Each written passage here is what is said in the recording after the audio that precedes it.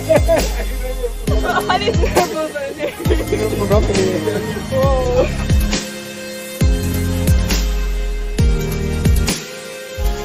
imaginary object is my go-to party effect. Here's what happens. You have two people and one of them is holding an actual real object and a second person is impossibly describing that object that is in their hand. It's a rounder, square, oval shape. All right, good.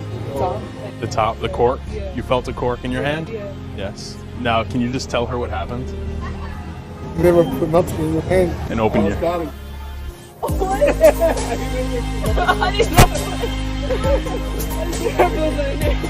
The best thing for me about this trick is the method behind it. It is just as unique and will be just as powerful and interesting to perform as the actual effect.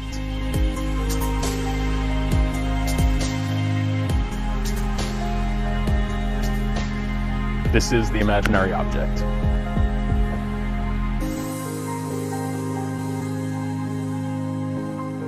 Hey guys, welcome to the imaginary object. This is a trick that allows you to show your hands completely empty, nothing in it. Person makes a fist and somehow is able to describe the texture, the weight, the size of it, all where you've apparently done nothing and put nothing into their hand. You can also present it as a PK effect, where someone is feeling something that another person is holding. And that's typically how I like to perform it, but you will find a gimmick provided with this DVD that will allow you to do all of this. So let's get into how you're going to use it. All right guys, so these two items are all that you will need to perform this effect. A regular thumb tip and a cork. I'll go over a couple of different options that you can use instead of this, but for the most part, this is all that you need to create one of the most powerful PK effects that I do. So let's get into actually how you will be putting this into the person's hand, how you'll be taking it out, and how you will be using it. All right, so this is just a personal thing for me, but I always would rather have the gimmick a little bit smaller, because when you have a normal size thumb tip, it's literally probably going to come up to about here. And I don't know, I just prefer to be as stealthy as possible as I can with it. This matches my skin fairly decently, maybe a little bit better than you might, but for the most part, as long as you're positioning it so that it's facing right at the person, they're not going to see anything. But I personally took scissors and just chopped it. This is a hard thumb tip, but you can still see there's a little bit of give to it. So you're just going to want to squeeze it down, quick chop, and you'll have just a shortened version, because it really doesn't need to be as long. When they're actually holding it in their hand, they aren't going to be 100% sure of the size of it, or, you know, when you show them this after the fact, they won't be able to say, oh no, it was a little bit shorter or whatever. So just for myself, I would rather cut it short. I also just scratch on the cuticle part, and this is a cheap Vernet $2 tip, so, you know, it's not going to be like in your face thumb tip, the best that you can get. It's just, you know, common, but you can still make it better if you can. So I just scratch it with a needle, put a little bit of a white line right at the bottom at the cuticle, and you are ready to go. All right, so just to get into the presentation of this effect a little bit, I typically like to make it seem like it's a hypnosis trick, so that the person is being hypnotized to feel this in their hand. I have a simple little, it's not even a real induction, but just a fun little moment that you can use with the person. I'll have them, you know, first of all, have you ever been hypnotized? And they'll say, typically no, but even if they have, it doesn't matter. You would say, all right, hold your hands out in front of you and just relax your wrists. And when they do this and follow you, you'll say, perfect, I've only had you here a second and already you're a mindless zombie following every word that I say. Typically we'll get a little bit of a laugh with that, and then have them put their other arm down, close their eyes. And this instruction is just a little bit important as well, just because you are getting the person set up to follow your instructions. So they are listening to you, following, so when you're giving them further instructions, it's just going to be a little bit easier for them to take it. So in this case, I would literally just have the gimmick on my thumb, all right, and this would be in my pocket. I'll just leave it here for now. But you've set them up. You can either have the thumb tip on at this point, or you could have it in your pocket and go into it after. But so they're set up, their hands, you have their drop one of their hands, make a loose fist, right? And this is important just for the actual load of getting the gimmick into their hand, all right? So just say, make a loose fist for me. They will be fairly loose. And you show everybody your hands at this point, and you say, all right, I'm gonna put an object into your hand. And you show everyone, make it a big deal that they see your hands are completely empty. And then you would pretend to grab something out of the air, and they have their loose fist here. You say, I'm gonna put this object into your hand, and you literally just take your thumb and put it in, take it out. But you have your fingers in the front, so it just adds a little bit of a cover. It doesn't look like anything has happened. So this person is now holding the thumb tip, and you make just a very simple statement of, can you feel the object in your hand? They will of course say yes, and this all in itself is impressive. Like, if I could genuinely just, I'm gonna put something in your hand, and then they felt it, I would be happy with that as a trick, just as itself. But because of how this works and because you have the gimmick, you can use it for a variety of things. I typically will have somebody else hold a cork in their hand, or you could hold the cork and have them feel what you're feeling.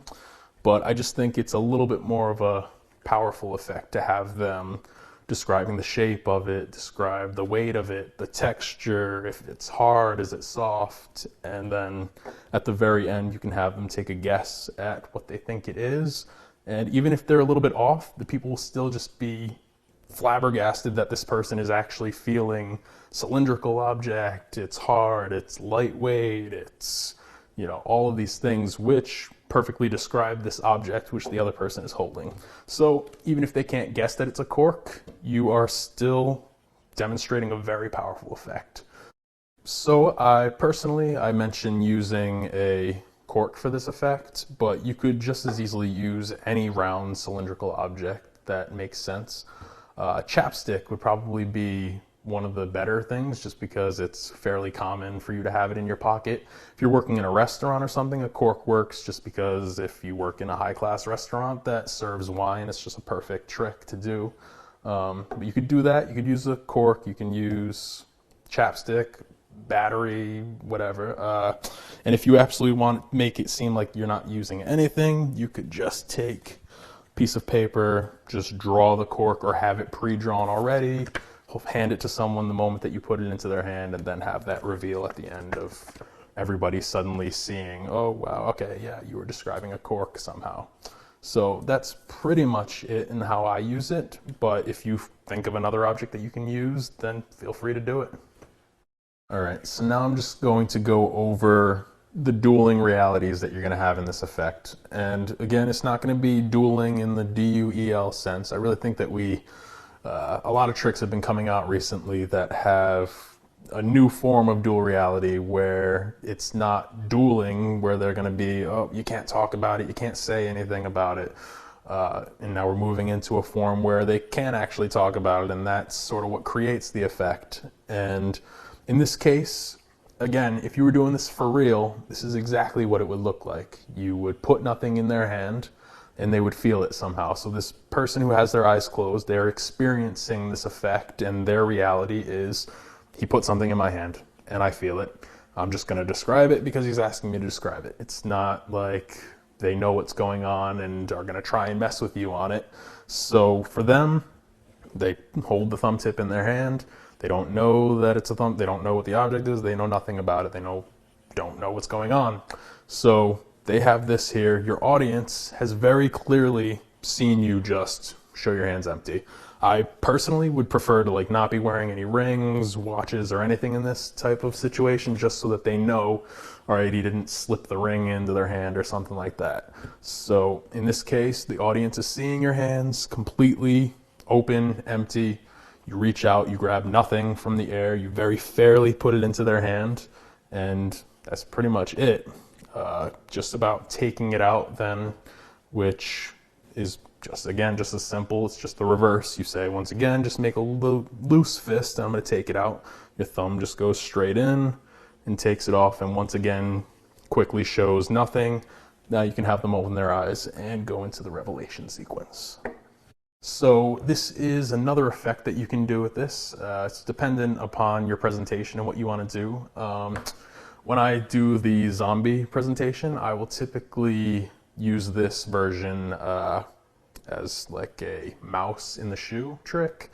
So after they have their hands out, I would have them imagine holding a mouse by the tail and just imagine it's the heaviest mouse and it's pulling their arm down. And in this case, you're actually just doing the classic, light and heavy arm test. And one of the arms will go down.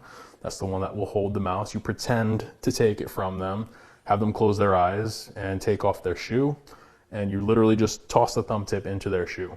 And now everybody that's watching has just seen you apparently, show nothing, throw nothing into their shoe. Then when they try to put it on, they'll suddenly feel this thumb tip moving around in there.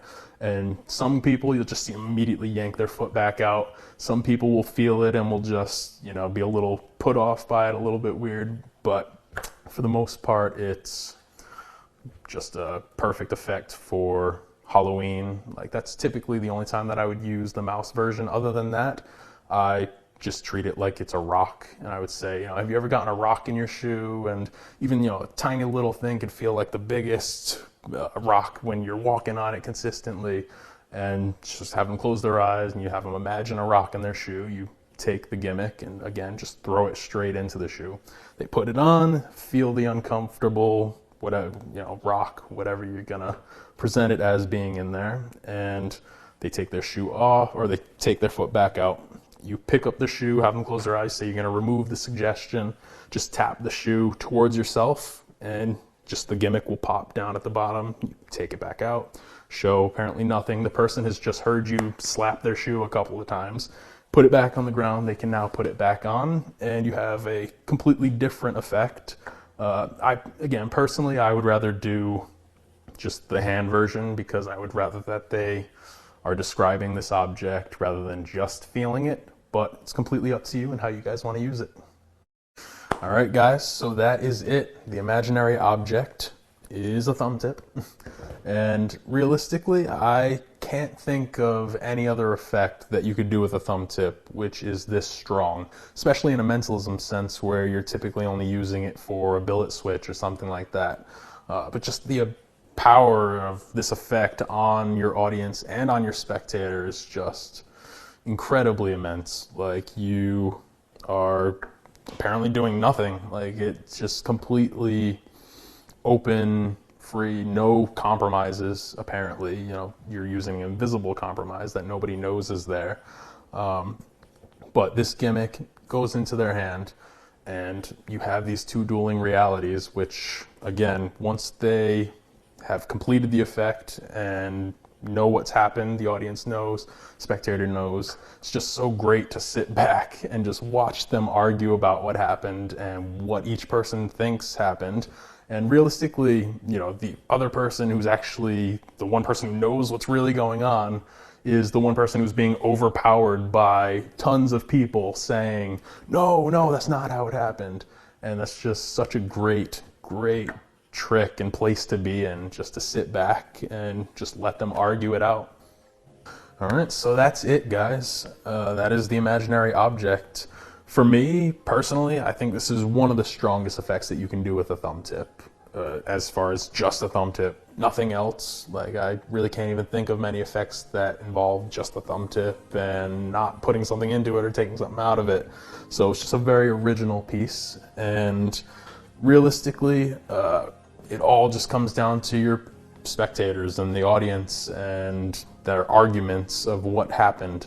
And that's really the most fun part for me, just watching this happen and watching them react to it and just arguing back and forth. No, I felt it. I really did feel it. And somehow there was nothing in their hand. No, he didn't put anything in your hand. It's just a very cool way to do this trick, I think, and just a very cool approach to this idea. And I know that you guys are going to love it and you're going to use it as soon as you try it and just put it in their hand. It's a little bit bold, but realistically, for the amount of, the power that it has, realistically, just not even worth not trying. So just get out there, do it, and you will never, ever not have this in your pocket again.